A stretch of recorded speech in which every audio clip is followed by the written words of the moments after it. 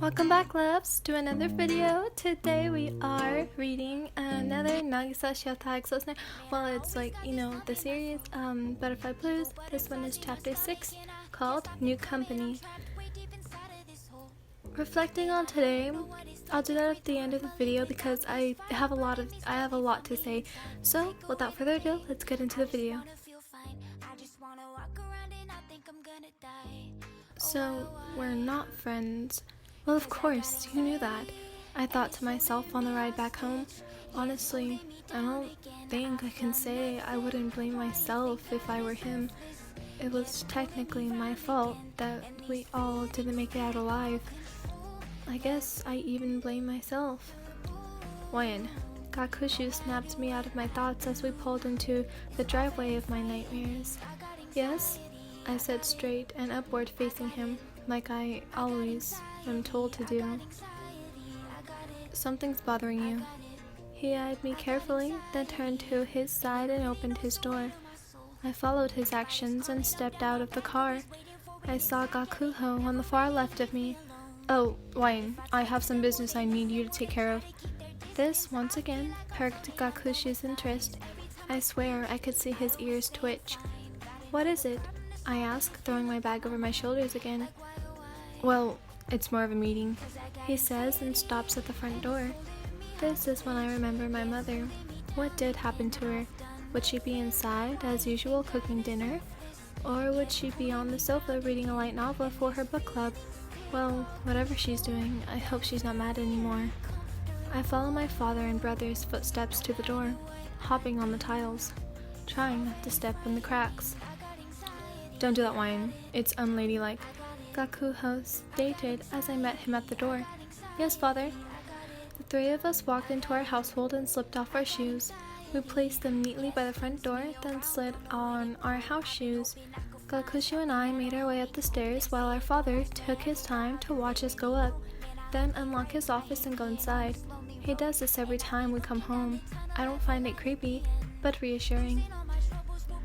I did not see my mother on the sofa, but I did smell soba in the kitchen, so I assume she's making food.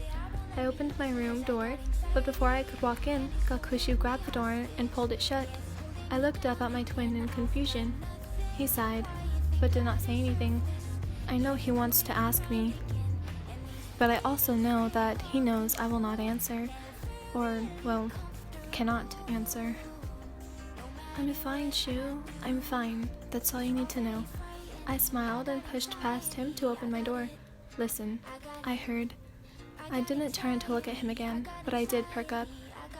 I know Dad wants you to meet this person because he wants to set you up with his son. I heard him talking to Mother about it. I just felt you should know. He spoke in an unworried manner. I smiled again. Thank you for your gesture, but I had a good idea beforehand. Then I turned and walked into my room, shutting it behind me. I unpacked my school bag, got it ready for tomorrow, and changed. I placed my old clothes in the hamper at the corner of my room and placed a small white sundress on. I wore a white cropped sweater as well. My hair was down as I like it. I took out the new white filas Gakuho had gotten me last week and walked downstairs. You look nice, Wyan, Gakuho said and took a seat next to me as I once again switched my shoes. Thank you, father. Oh yes, and I should talk to you about that. When our company arrives, you will address me only as sir. Okay, I replied. This must mean that our guests are royalty or something.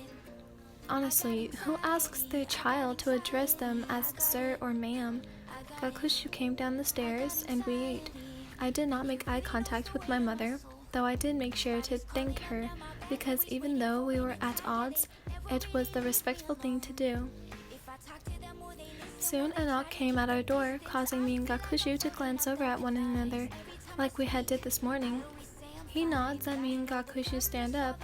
The both of us walked to the sofa, along with our mother, and sat down, waiting for our guests to grace us with their presence. I roll my eyes at the thought of the person I'll be meeting has a snobby personality. If they don't, I'll be surely surprised, in a good way this time. Sir, opened the door and invited the guests in.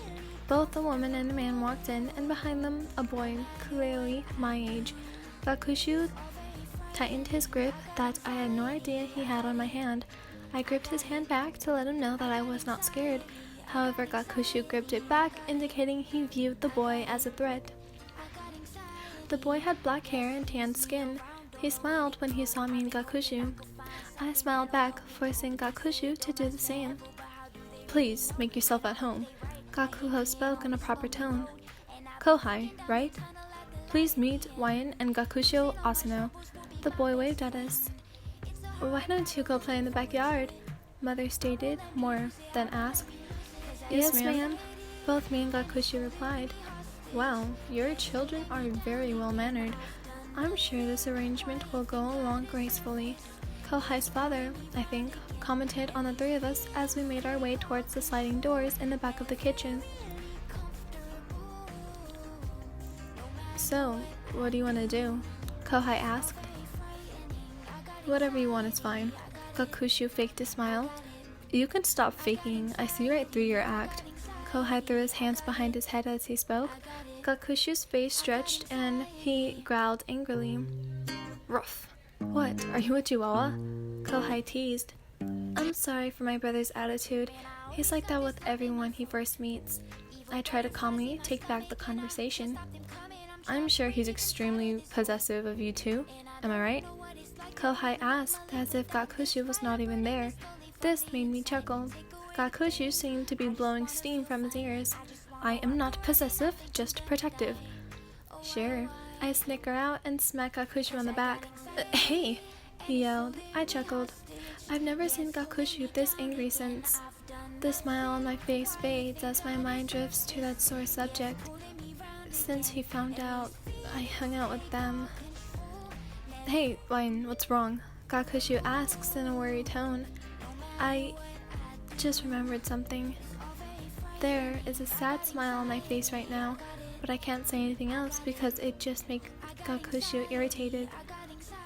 I'm gonna go sit in a flower bed, I said and stopped walking around our backyard, making my way towards the front where my mother's flower bed lay. Don't let mother catch you messing it up, Gakushu reminded. I know, I won't, I replied. The boy started passing a soccer ball back and forth while I ran my hands over some of the flowers. My favorites have always been violets. The blue color is just so beautiful. Roses have always been my favorite as well, because they reminded me of my friends. Because they reminded me of one of my friends. Though, after what happened in our first year, I couldn't stand the sight of roses. Mother had to pluck them out of her garden because I'd get lightheaded and would throw up every time I saw them. Violets became my safe haven away from roses. The complete opposite. I'm very fond of cherry blossoms as well. However, those grow on trees, so Mother planted a few for me. I guess we do have our moments of acting like an actual family. I wonder what Nagisa is doing right now. I wonder if he's visited the graveyard at all. We went together during the burial ceremony, and once more after that. That was the last time I ever saw Nagisa. He stopped showing up to class, so at first I assumed he dropped. Then, when I couldn't find him during lunch for over a month, I began to think he had moved. That he had left Tokyo altogether. That the pain was too much for him, so he left. Turns out I was wrong. I laughed in my head. Seems you're feeling better. I heard Kohai call. What do you mean? I asked. You have a smile on your face. A real one, he pointed out. Oh, do I? I hadn't noticed. Well, you seem happier. What were you thinking about?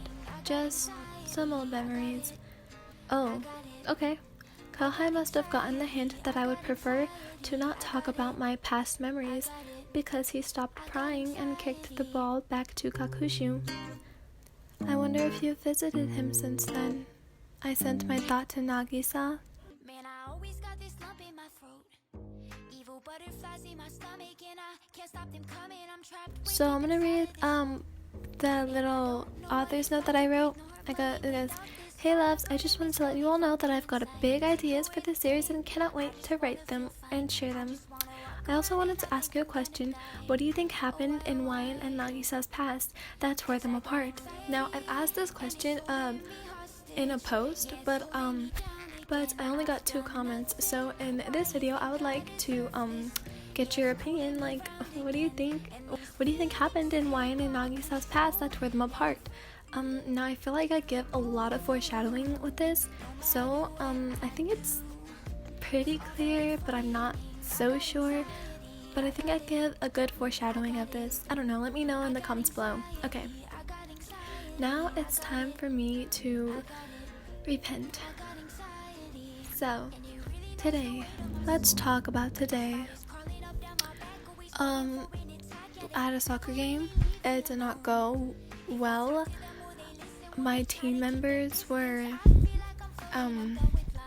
some of them were not in the game after the first half, and some of them were trying to keep everyone together, and we only had 11 players. And those of you who know soccer, you can only put 11 players in, so we did not have a sub, so we had to play all game, like, for, like, you know.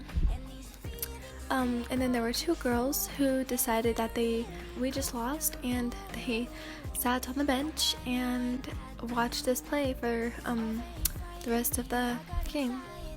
That happened during I think it was a water break in between the second half of the game. So they just sat and watched us. So cheers to the 8 other girls who, you know, played with me, you know, didn't give up, and yeah, shout out to you guys. Okay, we got a bad talking to. I cried. Okay, I'm gonna go edit this video. Bye loves, hope you enjoyed.